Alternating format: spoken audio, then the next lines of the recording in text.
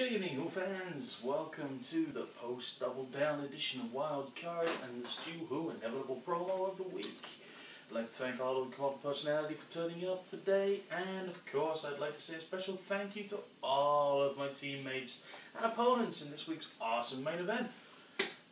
So, Wildcard, 8-man tag. We've got the serial thrillers, the man Scw8mantagwildcardpt1, the Scw8mantagwildcardpt1, as people have been gagging to point out all week, and hey, I bipped into it on the message boards, but you know, Twitter feeds and all the rest of it, social networking, way ahead of everybody else. They spied it, they scoped it, we just kind of filled in the blanks. Of course, we have the new global champion, Michael Thunder. Congratulations, Michael. Great win, really well deserved. Couldn't say more about you. I fought you in the ring, you're a really good top guy. Sure, you're a veteran, a bit like us. All four of us on our team, we've been around the blocks, we've done it all. We've been there, global champion, we've been there, United champion, been there, tag champion. In fact, apart from yourself, Michael, nearly all of us together have every single title in SCW twice over. Of course, the problem I've got is that Cyclone is an actual true Grand Slam champion, and the only title I'm missing is the TV title, so who knows, maybe I'll be gunning for that at some point. Hey, Dave? It's a great meeting of the minds. It's something that the entire Scw8mantagwildcardpt1 has been wanting to see for a long time. The reuniting of all of the Scw8mantagwildcardpt1. Everyone together once again, minus a few of the girls, to kick ass in an SCW ring. Michael, buckle your safety belt. This is going to be one hell of a ride. And of course, on the subject of rides, we got to see one of Dougie Fresh's amazing, great side-long rides there in the half-light of his video promo. I mean, it was classic, I'm sure. Something that Doug has spent many an hour lovingly restoring and keeping as a little pet side project. But as you can see, all the cool ones, the classics, Doug. No one makes them like this anymore. In fact, well, no, they don't make them like this at all. This is a genuine 1977. Love this car. Convertible, so the girls can see you. Not a 60 in something approaching 8 or 9 seconds. Who counts? You're not there to blitz down tracks at the rate of no one seeing you. You're there to be seen in one of these. This is the car you drive when people know, respect, and love you. So keep your, whatever that was, Buick, nah, I'm not even going to bother trying to identify it. Keep your saloon car with the black tinted windows that no one can see your face in for want of throwing rocks or eggs or worse at you. Because, let's face it, Doug, you do need a form of transport to move around in that no one else can see who you are and what you're doing in it. In fact, that's the entire problem I have with the other team.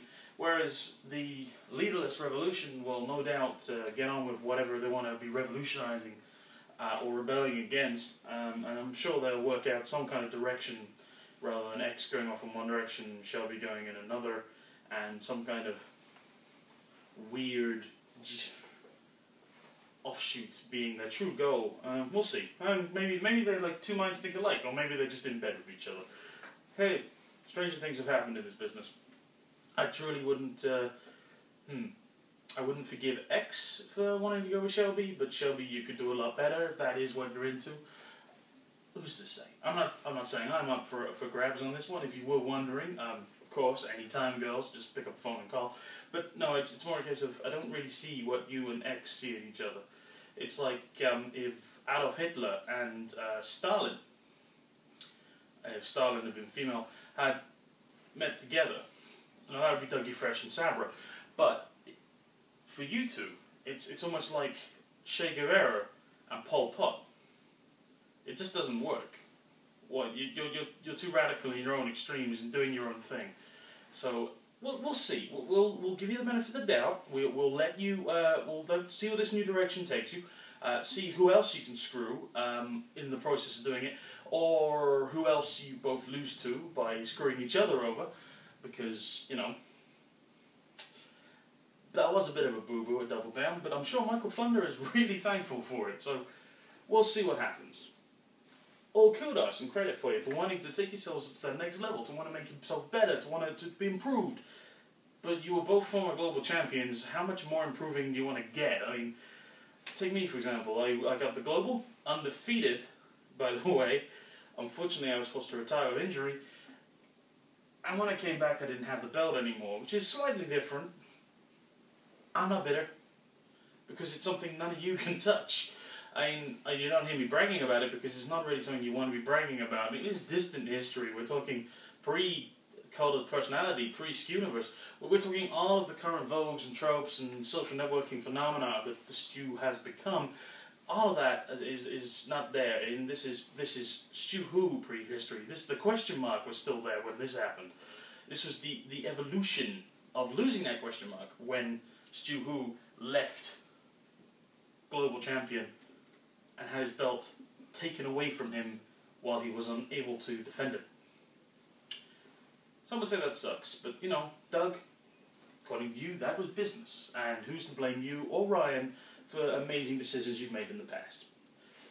Now, of course, we're under MDK's rules, so that's all good. I mean, MDK, friend of mine, fellow Scw8mantagwildcardpt member. Hey, perhaps this match wasn't just some kind of crazy throw-together one-off reunion after all. Maybe this is MDK's way of saying, Doug, you suck. Marco Flynn's is ruining the product by being there and not saying anything. The Silent Destroy thing is awesome, by the way. However, we've got two, and one of them has way more charisma than the other one, as we saw at Double Down, and also way more talent. Let's face it, Doug, if you hadn't not thrown the towel in, double negative, I know, we'll get on to that, well, Marco would have been a bloody smear on whatever it was Adrian Spectre had decided to smash him into that particular moment in time. From my point of view, Spectre had it won several times over. Sure, Richard Spectre, being a man of some integrity, and also being a man of common sense, respect, and a man of, well, let's put it this way, unwillingness to take it too far. Did the good thing and stopped the match when he did. I'm sure Adrian is pissed, but it was a good thing. It was the right time. Speaking of which, how is Marco? I mean, we haven't heard from him yet. Oh wait, we never will. Ha! Yeah, that'll explain it. Yeah, good point. How is Marco, Doug? Is he feeling well? How did his physical come back? I mean, is he clear to compete? Is he going to be okay? I mean, are we going to have a cripple in the ring? Or is this silent destroyer of that you claim, is he going to just sort of fall over the moment Michael Thunder kicks him in the shin, or I club him in the back, or Som yaks his head up? Oh wait, no, that would happen anyway, so then you've got 4 super kickers on one team. Glass jaws, not a good thing.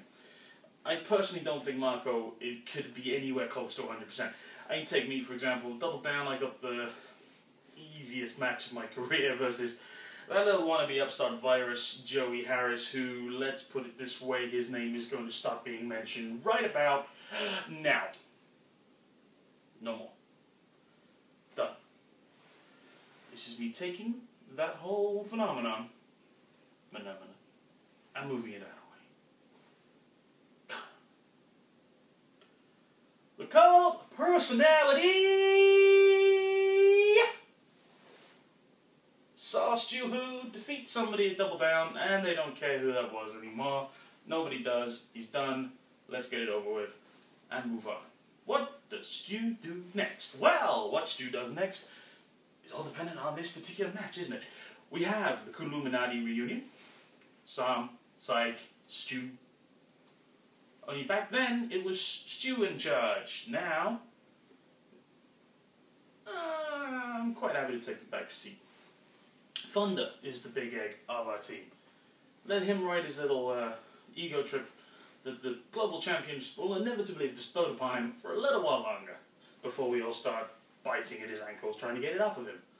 Hey, I'm more than happy to challenge him for that particular belt if he's up for it.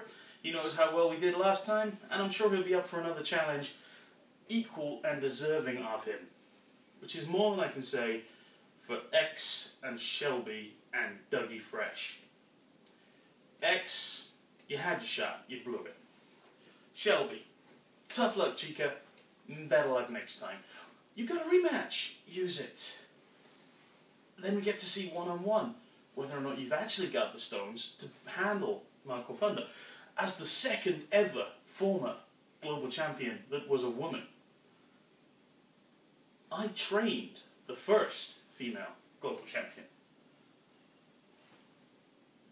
Michael Thunder and me had one of the most knockout matches of the century. So if I was the person who was the first ever global champion female mentor, and I'm toe-to-toeing the current global champion in a previous match, then Shelby, you and me, we need to hook up. We need to go at it. We need one-on-one. I need to prove to the world that you've got what it takes to beat Michael Thunder in a one-on-one match. I need to make the world believe in you, Shelby, again, as we once did. When you won that global champion, everyone was like, yay, a new female global champion. Shelby Lynch, she really deserves it. I mean, she's been trying for so long. Yay! Sorry. You know, when you take a long absence from the company and then suddenly you come here and suddenly one of the people you used to be cheering for in the corner are seeing up and coming through the ranks, and you're like, oh yeah, Shelby, when she gets a chance, she'll be really good. And then you come back after so long and expecting all these people to be like up here compared to where I am, right down here, and you find actually they're kind of not yet there, and they get the chance to improve in front of your eyes. It's great, it really is. And then you see that they weren't quite ready for it, and it's equilibrium. If I'm the constant, 150% effort every match, 150% effort every time, and well, as I've been told, about 75% talent. So you know, people are better than me physically in the ring. They're more skillful than I am in the ring. Getting on a little bit, so people are faster than me in the ring, but it's stamina and heart are what I bring to this match. And Shelby, once you know what stamina and heart can do for you, I'm sure you'll improve back up to where you need to be.